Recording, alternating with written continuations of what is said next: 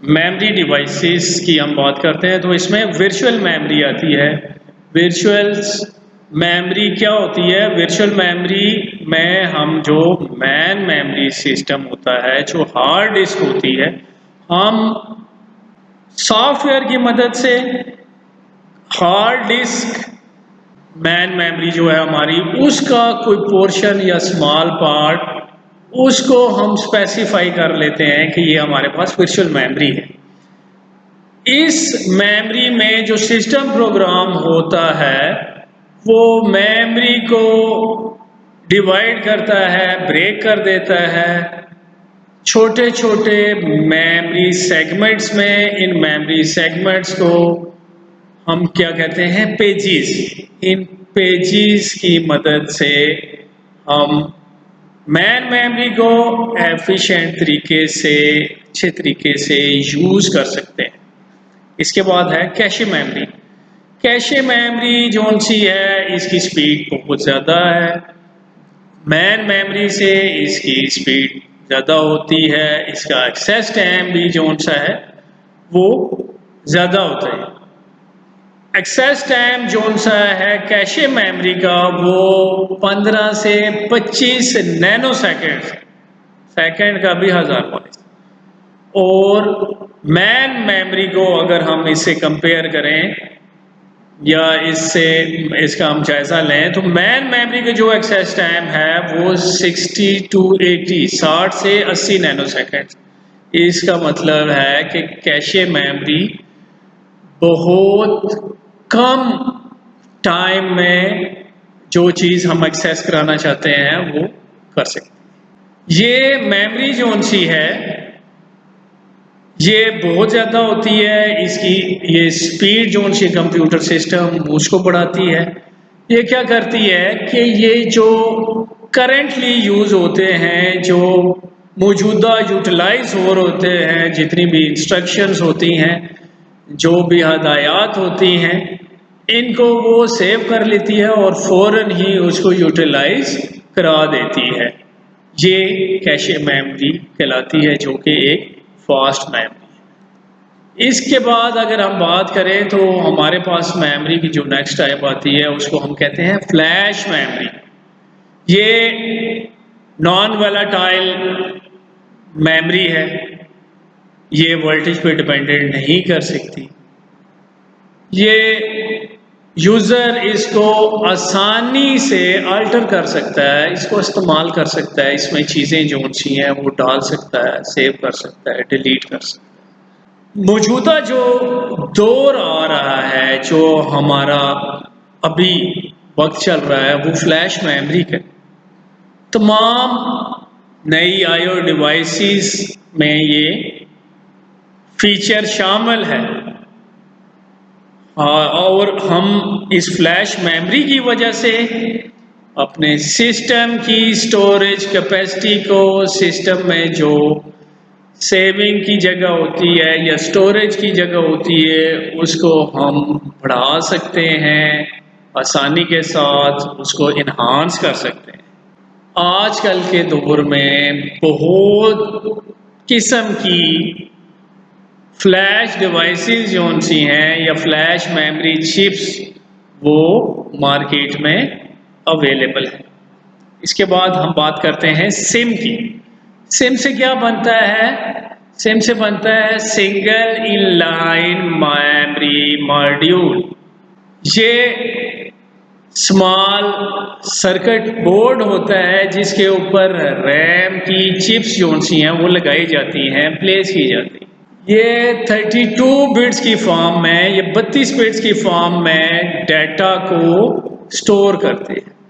और एक साइड पे इसका कनेक्टर होता है जिसको हम मदरबोर्ड के ऊपर इसको इंसर्ट करते हैं या लगाते हैं। इसके बाद डिम आती है। डिम से क्या बनता है? डिम से बनता है ड्यूल इनलाइन मेमोरी मॉड्यूल। ये क्या करती है? ये 64 बिट की फॉर्म में डाटा को जो सा है वो स्टोर करती है। हम डिम को भी मदरबोर्ड के ऊपर इंसर्ट करते हैं और ये टेम्परेरी मेमोरी की एक किस्म। इसके बाद जो मेन हमारा टॉपिक अभी शुरू होने वाला है उसमें बेसिक आर्किटेक्चर है 16 बिट माइक्रो प्रोसेसर। जो बेसिक माइक्रो प्रोसेसर है 8086 और 8088। सबसे पहले हम उसकी ब्लॉक डायग्राम से उसको शुरू करेंगे और उस ब्लॉक डायग्राम की मदद से हम देखेंगे कि ये ब्लॉक डायग्राम में कौन कौन से पार्ट्स होते हैं और उसको हम एक्सप्लेन करें। ब्लॉक डायग्राम की तरफ आते हैं तो आपको यहाँ से डिफरेंट चीज़ें इस ब्लॉक डायग्राम में नज़र आ रही। मेमोरी इंटरफेस नज़र आ रही है आपको, BIU नज़र आ रहा है, इंस्ट्रक्शन क्यू नज़र आ रहा है, कंट्रोल सिस्टम नज़र आ रहा है, एड्रेस बस नज़र आ रही है, कंट्रोल बस नज़र आ रही है, डेटा बस नज़र आ रही है और अरिथमेटिकल लॉजिकल यूनिट नज़र आ रहा है।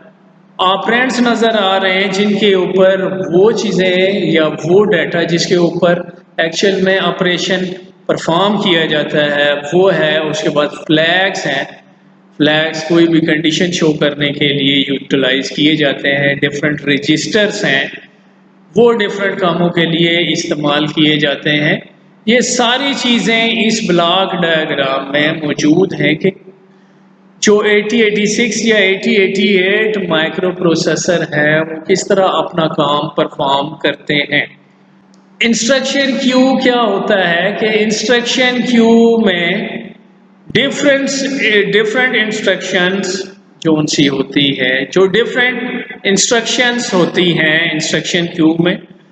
क्यू मीन्स कि एक कतार में उनको लाया जाता है, first second third fourth fifth six, इस तरह उनको लाया जाता है ताकि एक इंस्ट्रक्शन जो सी है उसको हल होने के बाद दूसरी इंस्ट्रक्शन का वेट ना करना पड़े और जो सा है प्रोसेसर का टाइम ज़ाया ना हो, इसलिए उसको एक क्यू में रखा जाता है।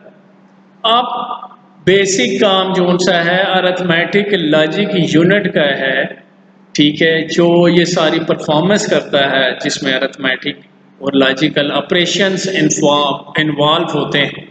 अरिथमेटिक लॉजिकल ऑपरेशंस जिसमें इन्वॉल्व होते हैं वो सारी चीज़ें अरिथमेटिकल लॉजिकल यूनिट करता है और ये सारा प्रोसेस इंस्ट्रक्शंस को लेके आना, उसको अरिथमेटिक लॉजिकल यूनिट की तरफ भेजना, अरिथमेटिकल लॉजिकल यूनिट से रिजल्ट जो सा है वो वापस जो सा है आउटपुट डिवाइसेस पे डिस्प्ले करना या स्टोर करना, जो यूज़र की हदायत के मुताबिक जो यूज़र ने इंस्ट्रक्शंस दी होती हैं उसके मुताबिक करना होता है। वो सारा काम जो सा है वो कंट्रोल यूनिट कर रहा है, वो तमाम चीज़ें देख रहा है। आप डिफरेंट रजिस्टर्स इसमें यूज़ होते हैं।